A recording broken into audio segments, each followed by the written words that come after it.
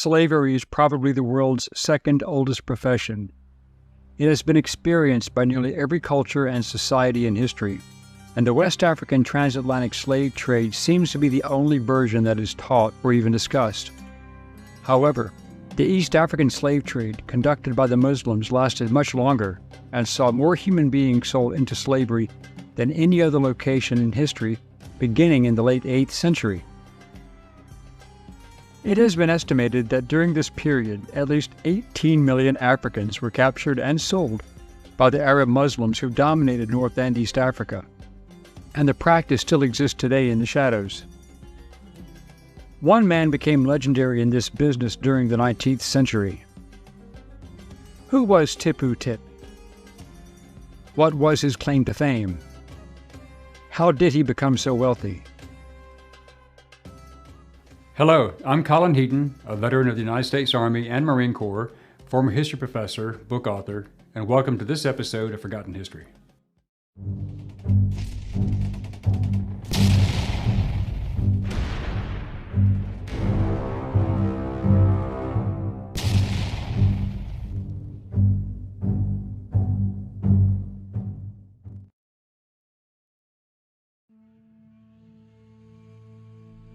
East Africa has always been a hotbed of slavery.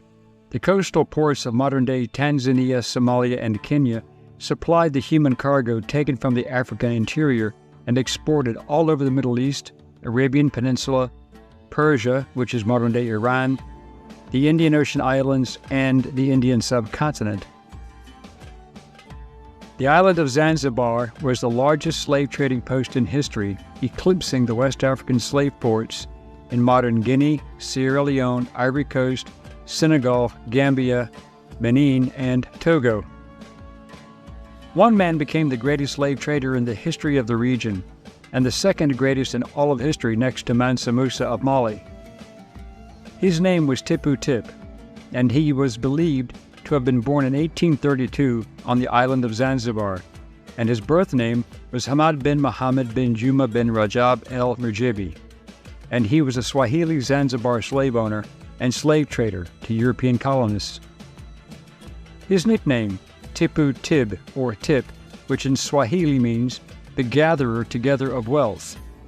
In this way, he was much like the 14th century slave trader Mansa Musa, the largest Muslim slave trader in Western and Northern Africa, and considered the richest man in history. Tipu Tip's mother, Bint Habib bin Bashir, was a Muscat Arab of the ruling class, while his father and paternal grandfather were coastal Swahilis. His paternal great-grandmother was the wife of Rajab bin Muhammad bin Said el-Murgabi. As the daughter of Juma bin Muhammad el-Nabani, a member of a respected Muscat Oman family, and a Bantu woman from the village of Mbwamaji, a small village south of what would later become the German colonial capital of Dar es Salaam in Tanzania. The family started making its fortune by leading trading expeditions into Central Africa, where they traded other goods for ivory from Wamanyema suppliers in Kasango, but also they gathered slaves for the massive slave trade. He also bought the ivory, the capital of the Sultanate Utatera, and resold it for a profit at coastal ports for the global ivory trade. In fact, he became the most famous slave and ivory trader in all of Africa during his lifetime and was responsible for supplying slaves to the Arabs, Ottomans, and Europeans, especially in the Belgian Congo, to supplement their workforce on the rubber plantations. According to his own autobiography, he was given the nickname Tipu Tip after the tip-tip sound that his guns gave off during expeditions in Changu territory. While a young man, Tipu led a group of about 100 men into Central Africa, seeking slaves and ivory. After plundering several territories, he returned to Zanzibar and brought his newfound wealth. His reputation and the wealth he accumulated allowed him to recruit more soldiers. Once he increased his force, he returned to mainland Africa and began building a large trading empire, and being business-minded, used his wealth to establish clove plantations on Zanzibar. According to Abdul Sharif, when he left for his 12-year adventure to build his trading empire on mainland Africa, in modern-day Tanzania and Kenya, he had no plantations. After the Berlin Conference from 1884 to 1885, He saw that Africa was about to change. He claimed the Eastern Congo for himself and for the Sultan of Zanzibar, Bargash bin Said El Busaidi, ahead of the Belgians who wanted it all. In his position as the Sultan's protector of Zanzibar's interests in Congo, he was able to maintain excellent relations with the various British, Belgian, Portuguese, and German colonists. In August 1886, fighting broke out between the Swahili tribesmen and the soldiers and rubber plantation owners working under King Leopold II of Belgium at Stanley Falls. Tipu Tip went to the Belgian consul at Zanzibar to try and resolve the crisis, which was bad for business for everyone involved. Tipu Tip assured the Belgian government that he had good intentions and could address the Swahili issue. Tipu Tip was recognized as a strong economic and military force not only in East Africa, but also in Central African politics.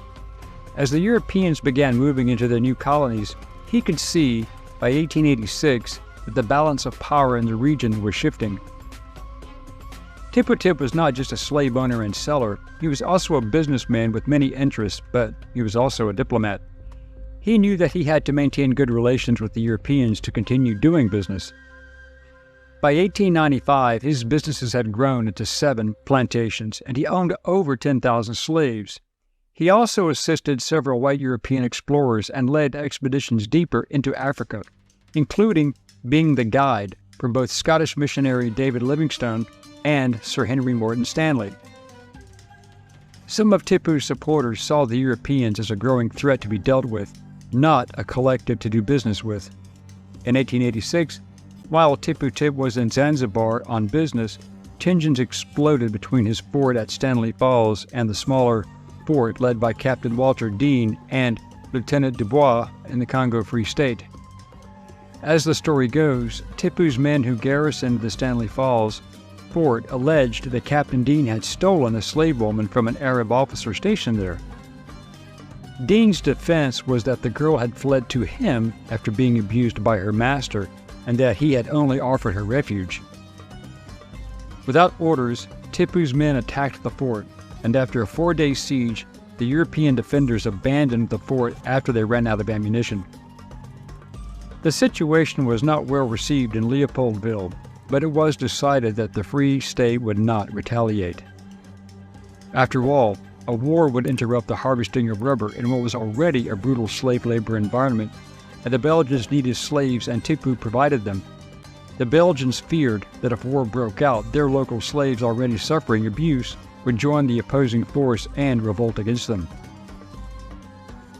Seeing that the Belgians and the European mercenaries could be a problem, Tipu began to move more of his men into the Congo to reinforce his empire, including several Arab slave captains and some Congolese leaders, such as Mwanza Kasongo, later known as Ngango Luteta, also from a large Arab-influenced slave-trading family. Luteta himself was a Congolese leader and chieftain during the late 19th century, who, as a boy, was enslaved by the Arabs, but after winning his freedom, he became leader of the Batatela and Bakasu tribes in the Congo.